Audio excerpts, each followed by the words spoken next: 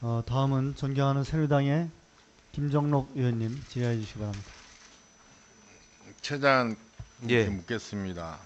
요즘 우리 국민들 속에서는 방사능 때문에 불안하고 정말 끄름직한 상황에 있습니다. 특히 또 일본 후쿠시마 원전 사고로 인해서 수익식품에 대해서 방사능 오염에 대해서 관리 강화를 확신하기 위해서 그동안 여러 식품의약처에서 관리 실태를 분석하고 또한 관련 전문가들 의견을 많이 들었을로 믿습니다. 그럼에도 불구하고 우리 식약처의 대응은 언론과 또 국민들의 불신을 벗어나지 못하고 있고요. 특히 이제 우리 국내 수산업계의 피해는 물론이고 또 이와 관련해서 유통업계나 음식업계에도 상당히 어려움을 겪고 문을 닫는 곳이 늘어나고 있습니다. 이에 대해서 본 국감 자리에서 다시 한번 우리 처장한테 묻겠습니다. 처장, 국제적으로 원전 사고에 대한 식품 중 방사능 물질의 오염 사고는 우리 일본 후쿠시마 원전 사고가 처음인가요? 아니고 의원님께서 아시다시피 1986년도에 체르노빌 사고에 의해서 유럽에 식품이 오염된 사례가 먼저 있었습니다. 그러니까 체노빌 사고로 인해서 이후에 2020년까지 법으로 관리하도록 되어 있죠. 예, 2020년까지 계속 법으로 관리하고 있는 중입니다. 예. 그러면 어떤 기준으로 식품을 관리해오고 있으며 혹시 후쿠시마 원전 사고 이후 변화된 기준이 있다면 어떤 관리를 하고 있는가요? 거기 당시 유럽에 대해서는 이제 세슘에 대해서 식품 킬로그램당 1250 베크렐, 이제 우유 제품이나 영유아 식품은 370 베크렐로 관리해 왔던 것으로 알고 있고, 후쿠시마 원전 사고 이후에는 일본 식품에 대해서는 일본에서 적용하고 있는 거 우리나라와 같이 100 베크렐로 기준을 적용하고 있는 걸로 알고 있습니다. 일각에서는 우리 세슘뿐만 아니라 다른 핵종도 검사를 해야 된다는 의견들이 많이 있습니다. 특히 유럽에서는 어떤 방사능 핵종을 검사하고 있습니까? 지금 수입식품 통관 단계에서는 주로 세슘과 요두를 위주로 검사를 하고 있습니다. 후쿠시마 이후 일본산 수입 수산물에 대해서 기준치 초과된 사례가 발생되고 있습니까? 지금 현재까지 기준치 초과된 사례는 없습니다.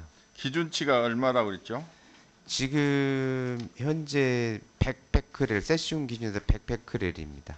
그 최고치는 얼마나 됩니까? 최고치는 제가 기억하기로 그때 당시 370베크렐을 할 때인데 95베크렐이 나온 게 극단적으로 한 건이 있었고요. 금년 들어서 98이고요. 금년 들어서 검출된 것은 평균 10베크렐을 넘은 게 없습니다. 아, 그래요? 예.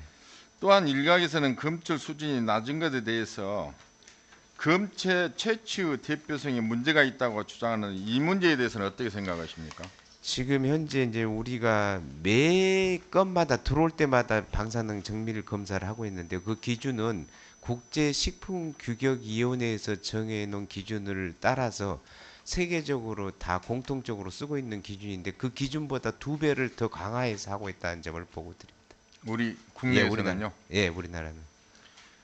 또한 후쿠시마 원전 사고 이후 급증하는 검사 물량을 처리하기 위해서 방사능 측정 시간을 식품 공전에 나와 있는 1만 초가 아닌 1800초로 축소됐다는데 이에 대해서 검사가 구멍이 뚫린 거 아닌가 하는 의구심을 갖는 국민들이 많은 걸로 압니다. 이에 대해서 어떻게 생각하십니까?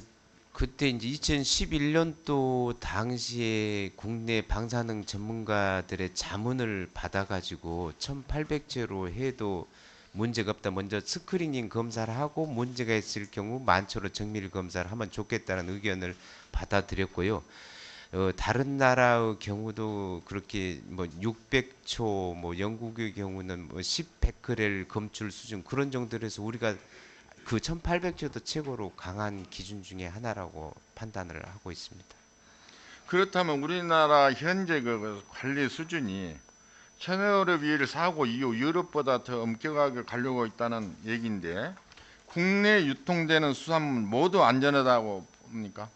지금 현재까지 우리가 세계적으로 의원님 말씀대로 가장 엄격한 기준을 가지고 검사도 강화를 해왔는데 기준치가 초과된 게 없었고 그 기준치가 초과되지 않는 범위 내에서 전문가들의 진단에 의하면 방사선 영향으로 인한 특이한 사항은 없는 걸로 판단을 하고 있습니다. 식약처에서는 그렇게 생각하고 있는가 모르지만은 소비자뿐만 아니라 생업을 걸고 있는 우리 판매자들 그리고 생산자들까지 우리 모두가 불만과 불안과 고통에 떨고 있는 이유가 단지 방사능 때문이 아닌 걸로 압니다. 왜 그러냐면은 식약 당국에 대한 불신도 한몫을 하고 있다고 저는 생각합니다. 물론 신뢰를 잃으면 어떠한 노력에도 물거품이 되기는 일쑤지만은 국민을 위해서 당 기관의 노력이 낭비되는 것을 막기 위해서라도 대국민 신뢰 형성과 소통이 노력이 필요하다고 봅니다. 아무튼 여러 가지 하루 빨리 안전화시키고 소비자와 수산물을 믿고 섭취할 수 있도록 노력해 주시기를 부탁을 드리겠습니다. 예, 의원님 말씀대로 소통이 얼마만큼 중요하다는 것을 뼈저리게 느끼고 있습니다.